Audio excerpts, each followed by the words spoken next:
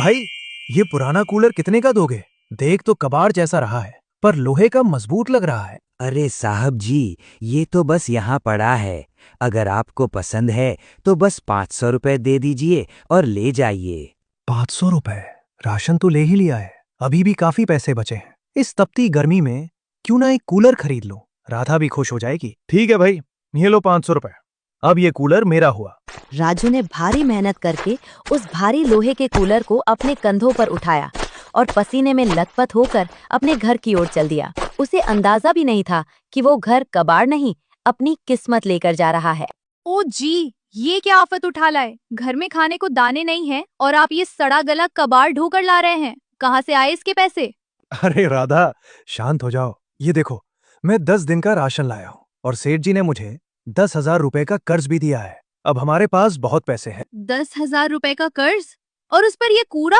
पागल हो गए हैं क्या आप? इतना पैसा इस जंग लगे लोहे के डिब्बे पर बर्बाद कर दिया। राधा, ये कबाड़ उनके लिए है जिनके पास पहले से 4 कूलर हों। हमारे लिए तो यही नया है। देख लेना, ये कूलर हमारे घर की सारी गर्मी सोख लेगा। राजू खुश था, पर राधा के मन में अब भी डर और गुस्सा था। क्या ये कूलर वाकई उन्हें ठंडक देगा या फिर ये कबाड़ राजू की जिंदगी में कोई नया तूफान लेकर आएगा? अगले दिन राधा की कड़वी बातों और घर की कलह से तंग आकर राजू जंगल की ओर निकल गया।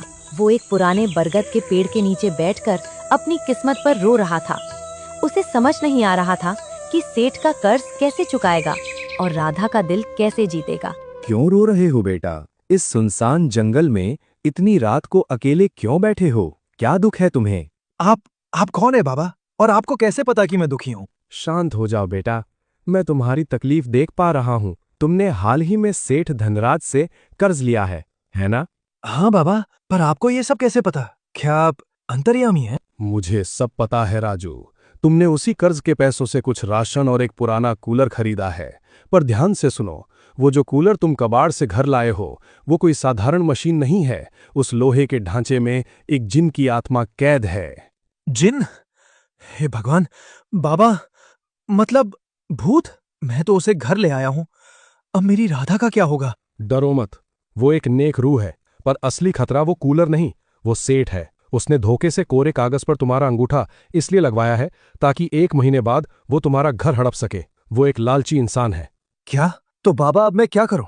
मैं तो बुरी तरह फंस गया हूं। मेरे पास इतना धन भी नहीं है कि 1 माह के भीतर कर्ज चुका पाऊं। बेटा, मैं सिर्फ राह दिखा सकता हूं, करना तुम्हें ही है। बस घर जाओ, कूलर चालू करो और उससे कहो, हे कूलर की आत्मा प्रकट हो। वो जिन तुम्हारी मदद करेगा, वो तुम्हें